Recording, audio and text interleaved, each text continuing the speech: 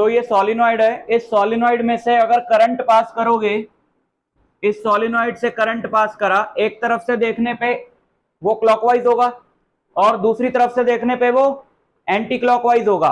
तो एक तरफ क्या बन जाएगा, नॉर्थ पोल, दूसरी तरफ बन जाएगा साउथ पोल। और तुम जानते हो कि मैग्नेटिक फील्ड, देखो मैग्नेटिक फील्ड की डायरेक्शन क्या है, इसमें कोई कंफ्यूजन नहीं होनी चाहिए। डायरेक्शन ऑफ मैग्नेटिक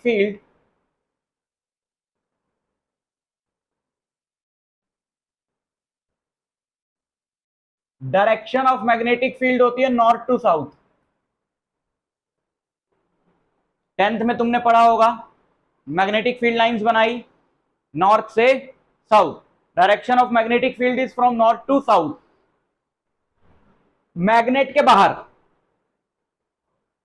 देखो, जैसे अगर मैं यहां से देख रहा हूं, अगर मैं इस तरफ से देख रहा हूं और इसमें से मैंने देख रहा हूं तो करंट ऐसे ऐसे, यानी क्लॉकवाइज। क्लॉकवाइज तो मैग्नेटिक फील्ड कैसे होगी, ऐसे ऐसे ही होगी ना। तो यहां पे मैग्नेटिक फील्ड लाइंस कैसे हैं, ऐसे, parallel to the axis of solenoid. समझ गए, parallel to the axis of solenoid.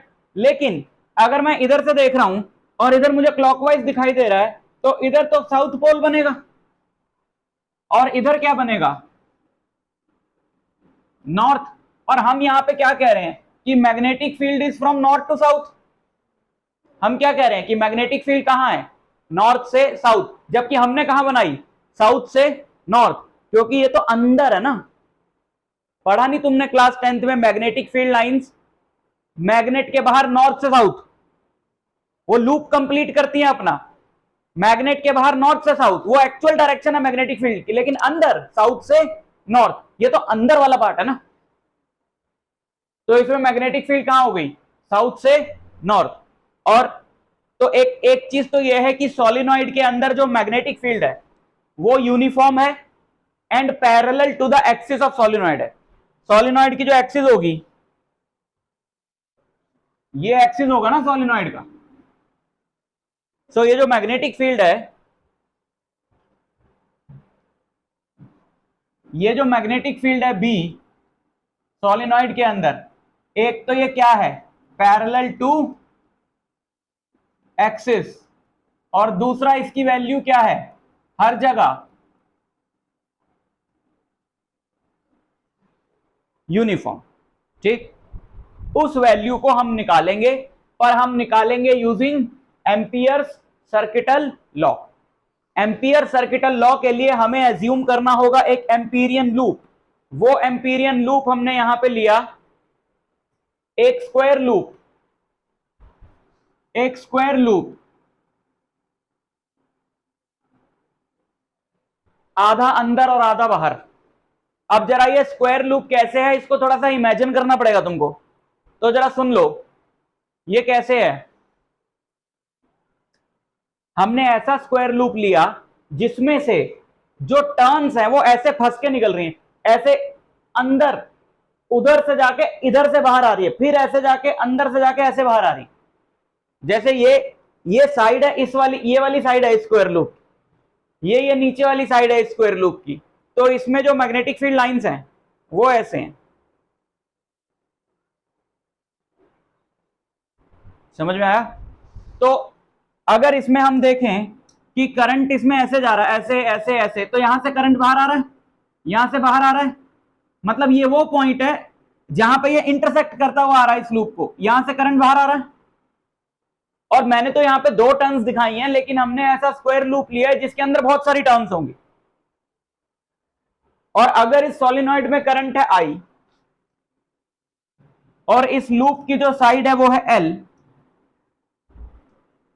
इसका नाम रख दिया पी क्यू आर एस, और इसके लिए हम लगाएं एम्पियर सर्किटल लॉ, तो हम ये बोलेंगे ampere circuital law B dot D L for the whole loop P Q R S, B dot D L for this whole loop P Q R S is mu naught into total current which is passing through the loop। That is not I. लिख लेना भाई, लिख लेना, लिख लेना, तुम क्यों लिख रहे हो, लिख लेना। तुम्हारी बड़ी फ्लाइट मिस हो रही है। अच्छा, तुम्हारी तो सच में फ्लाइट ही मिस हो रही है। आज मेरा डायलॉग जो है वो सही फिट हुआ।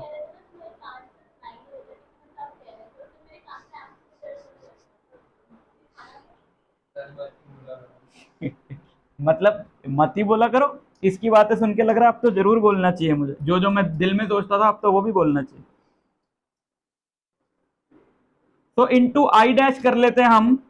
आई dash, I dash is the current passing through loop.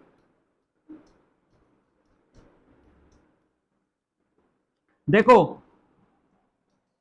एक चीज तुम्हें समझ आई कि नहीं आई? आई डैश क्यों लिखा मैंने, आई क्यों नहीं लिखा, इसको समझ लो।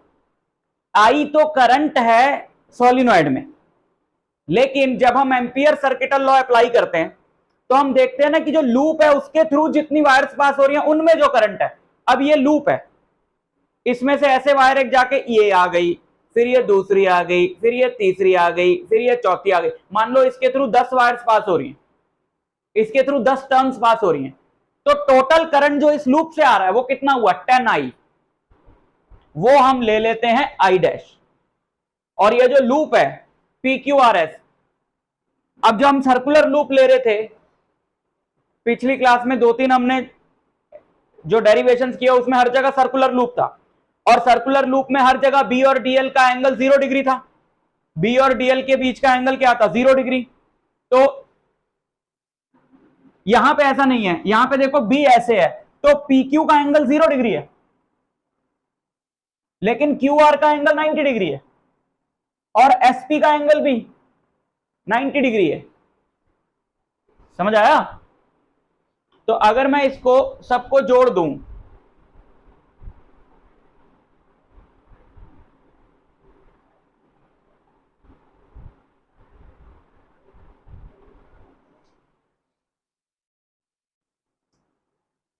तो P Q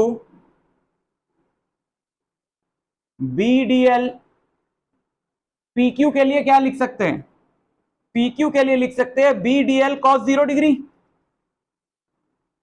plus Q R के लिए क्या लिख सकते हैं, B D L cos 90 degree plus R S के लिए क्या लिख सकते हैं, 0। अरे वहां तो बी ही नहीं है, 0 0 डीएल, बी ही नहीं है वहां तो, प्लस इसके लिए क्या लिख सकते हैं,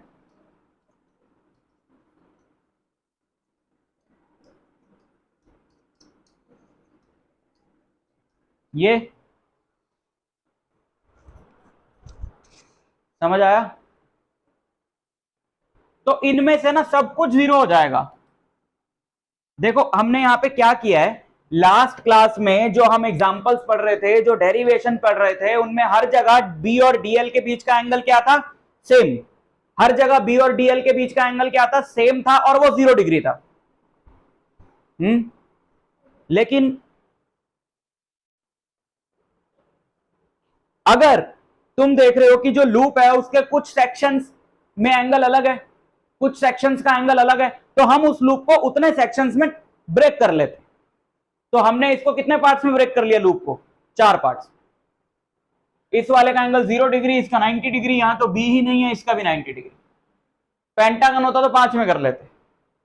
ठीक, इनमें से ये 0 हो जाएगा, cos 90 0 होता है, ये 0 है, ये 0 है, बचा क्या,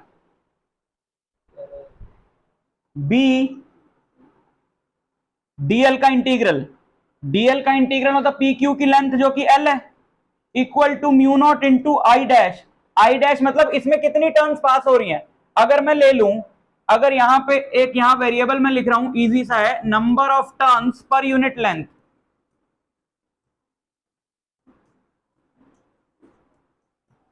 यानी कि number of turns per unit length है ये n by L. number of turns per unit length of the solenoid, total number of turns n and length of the solenoid is L, number of turns per unit length small n, तो number of turns per unit length है n, तो L length में कितनी turns हुई NL, जैसे मैंने example लिया था 10, तो 10i हुआ, 10i हुआ ना, मैंने बोला मान लो 10 टर्न्स पास हो रही हैं, वैसे कितनी पास हो रही है, एक्चुअल में कितनी पास हो रही है, अगर number of turns per unit length है n और ये टोटल लेंथ है l, तो इतने पार्ट से कितनी टर्न्स पास हो रही होंगी इस सोलिनॉइड की, NL, और एक में टर्न है I, एक में करंट है I, तो ये कितना हो जाएगा NLI, तो क्या क्या कैंसिल हो गया, L से L कैंसिल हो गया, तो B क्या हो जाएगा, B हो जाएगा mu naught N I, B हो जाएगा mu naught N I, B हो जाएगा म्यू नॉट N I, समझ आया। तो डेरिवेशन से ज्यादा इंपॉर्टेंट है कि तुम रिजल्ट याद रखो, सोलिनॉइड के अंदर मैग्नेटिक फील्ड का पैटर्न क्या होता है और मैग्नेटिक फील्ड का फॉर्मूला क्या होता है, number of turns per unit length है, इस फॉर्मूले में टोटल टर्न्स नहीं डाल देना,